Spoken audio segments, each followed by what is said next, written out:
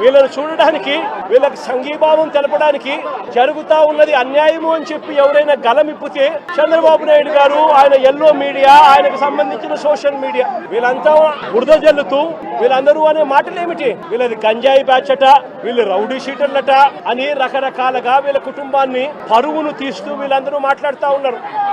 నేను అడుగుతా ఉన్నాను, కేసులు ఎవరి మీదైనా కానీ కేసులు ఉండొచ్చు. గతంలో ఎవడైనా కూడా గిట్టిన వాళ్ళు కేసులు పెడతా ఉంటారు.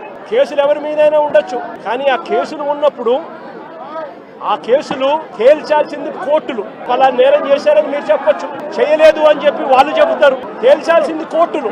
మరి అలాంటి కోర్టులకు ఇవ్వాల్సిన అధికారం పోలీసులే తీసుకోవడం ధర్మమేనా అని అడుగుతా ఉన్నా. అంటే పోలీసులే అబాండాలు వేస్తారు, పోలీసులే జడ్జిమెంట్లు కూడా ఇస్తారు. మరి ఇలా చేయగలిగే నైతికత పోలీసులకు ఉందా అని అడుగుతా ఉన్నా.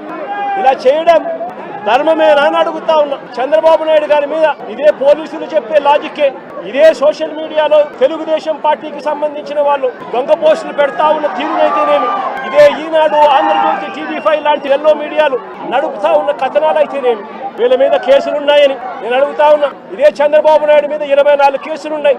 మరి చంద్రబాబు నాయుడు మీద 24 కేసులున్నాయని చెప్పి చంద్రబాబు నాయుడు గారిని నడి రోడ్డు మీదకి తీసుకొని వచ్చి తల్లడం ధర్మమే అవుతుందా అని అడుగుతా ఉన్నా.